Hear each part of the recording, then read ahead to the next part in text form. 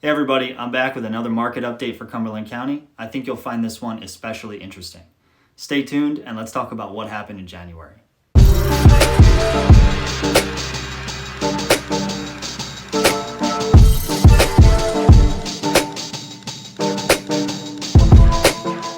So let's talk average sale price. For the first time in 6 months, we actually saw this number drop.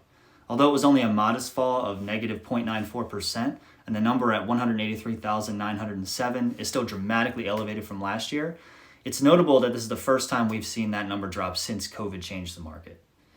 I'll give more of my thoughts on that drop and what I think will happen next later in the video. Let's get into the details. For average price homes, we saw 23 closings in the last 30 days, and we have 39 houses currently available to buy.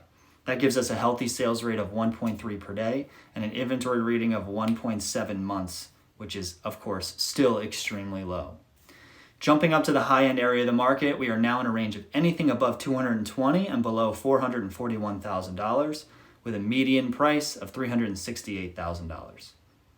In the high-end market, we saw 38 closings happen, and there are 53 houses available, which puts our sales rate below 1, which is amazing, and an inventory number of 1.39, which is the lowest in the last 6 months. That's a remarkable thing to see, guys, and it just simply means that there is no supply to meet the demand that's out there right now. The luxury space went back to normal, so to speak, with only one sale happening over that $442,000 threshold. There are currently 13 houses available to buy there, which brings us a simple calculation of 13 months of inventory. So let's talk about that elephant in the room. The declining average sale price. Yes, is this notable? Absolutely. Is it overall concerning? Not so much. First off, that number fell by less than 1%.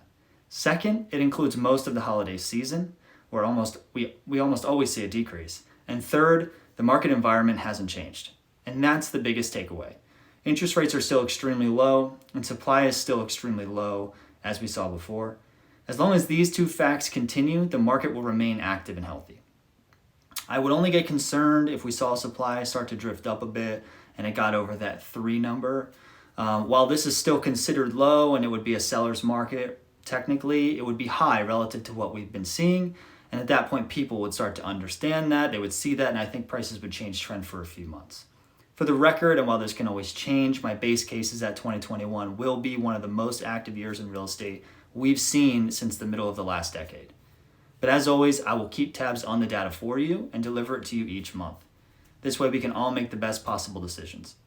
Thanks for tuning in again, and I'll see you again next month. Stay safe, and if you have any questions at all, please feel free to DM, text, email, or call me anytime. Thanks.